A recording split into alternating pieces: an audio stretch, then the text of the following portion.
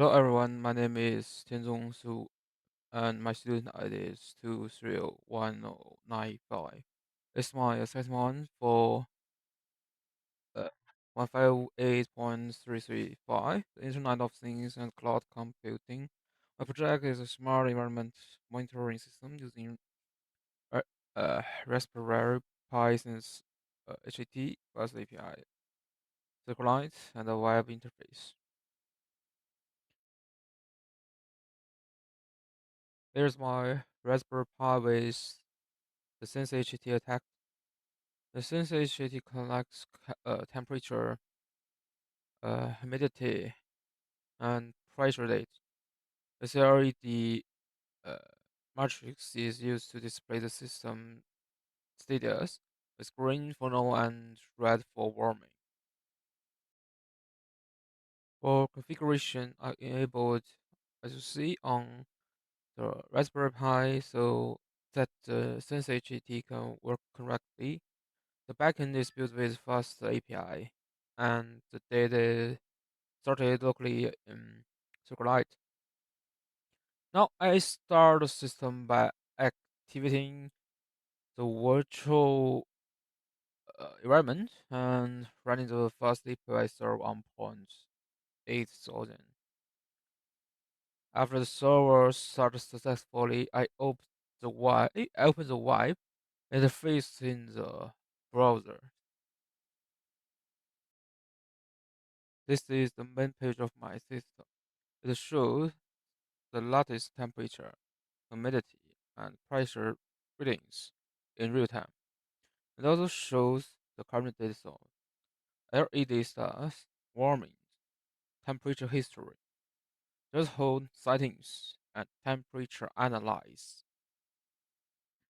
The page updates automatically without a full page refresh, so it can be used for real-time monitoring. At the moment, the readings are within the threshold, so the system is in a normal state. Normal station. A subnormal section shows normal states and the sense head LED is green.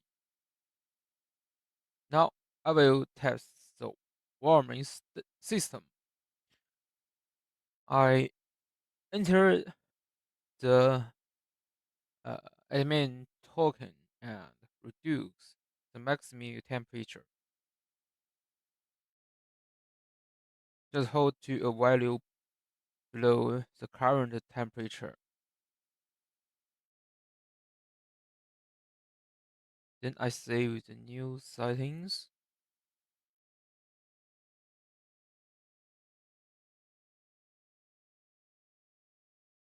The token is my student ID 2301095.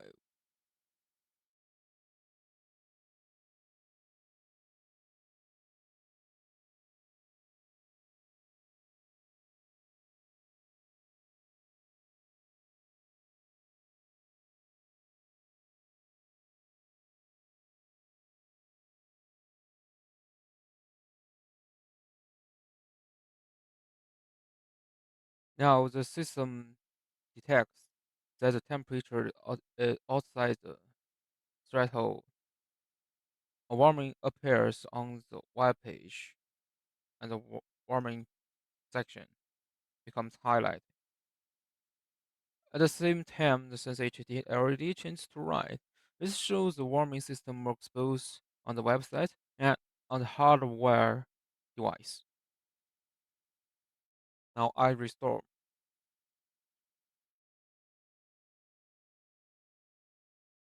The threshold to a normal value.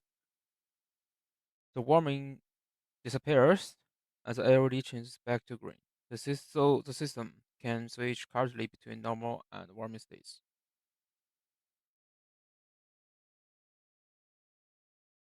Here I show the SQLite database record. This row contains the temp, temperature, humid, humidity, and pressure value. This confirms that the system stores historical date Now I will for briefly explain how the project visu- means requires one uh, to visualization and analyzing. 7.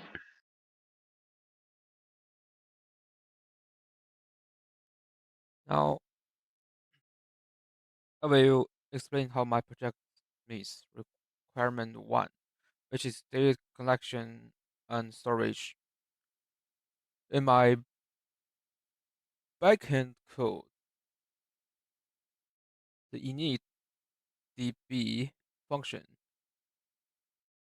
creates the SQLite database table used to store uh, sensor readings.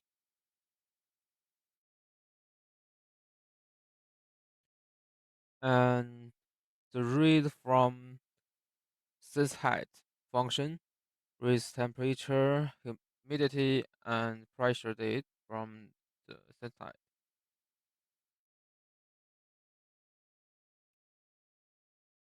Then the sieve reading. This function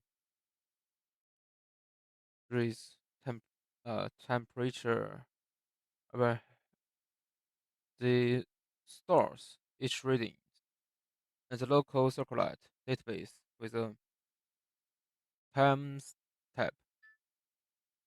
This means the system can both collect live environmental data and keep historical records for later use. Requirement 2 is the web interface. The page structure is defined in index.html. It includes the latest reading section, the warming sections, the temperature history chart, the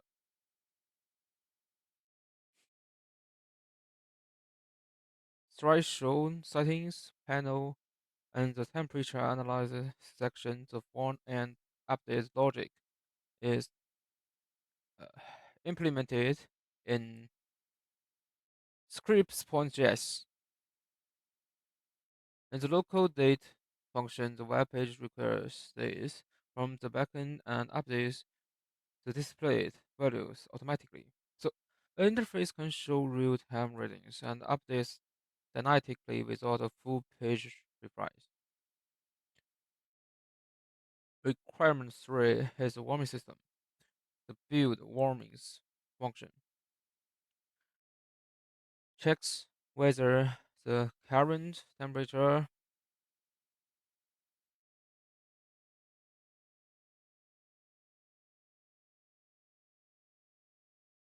humidity, or pressure values are outside the uh,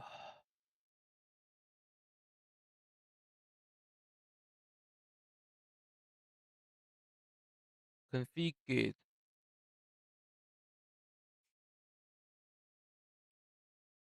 the thresholds. If any value is outside the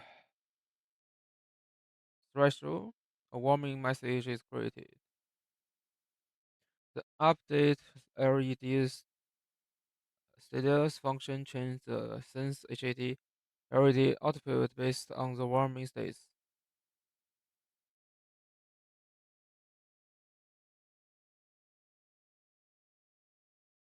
Requirement for its security. In this project, I implemented a simple admin token.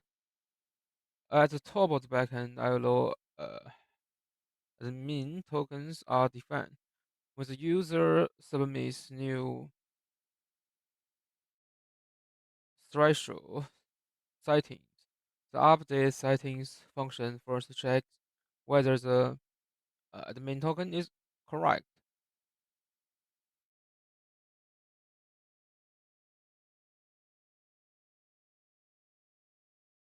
After that, the validate settings function checks whether the submitted values are valid.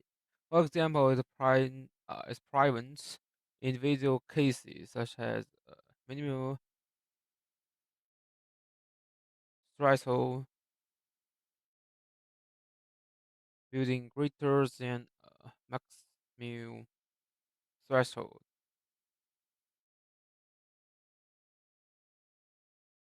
Requirement 5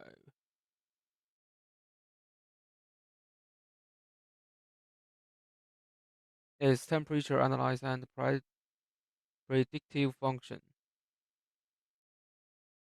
The analyzed temperature function reads recent temperature values from the database and computer and compares them. Finally, it calculates a simple prediction of when the temperature may exceed the threshold if the current trade continues. This is a basic trade-based prediction rather than a complex forecasting model.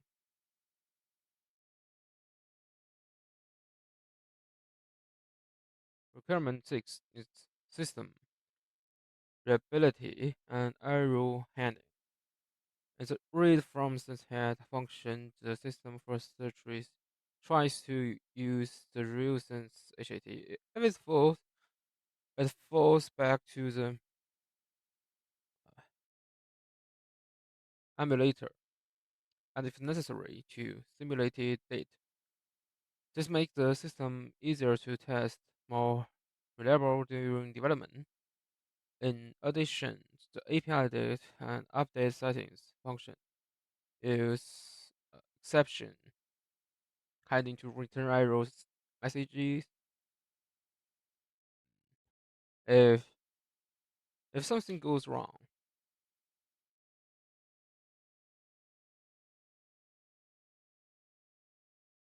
The backend also validates threshold input before saving it. This matters improves the reliability, and ro- mm, robustness of the system. Requirement 7 is code quality and maintainability. The project is divided into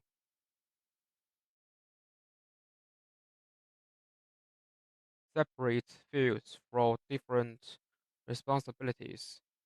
When PY handles backend logic, since reading, database storage, warnings, validation, and analyzing, index HTML defines the web page structure, script JS handles automatic updates and use interaction.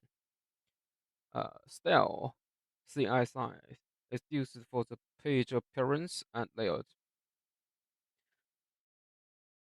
Uh, this separation makes the code easier to read, modify, and maintain. In conclusion, this project collects environmental data from Synthesite, stores it in SQLite, displays it through a dynamic web interface, both customer zero warming thresholds, shows warmings on both the web page and the device, and includes basic temperature analysis and prediction. Thank you for watching.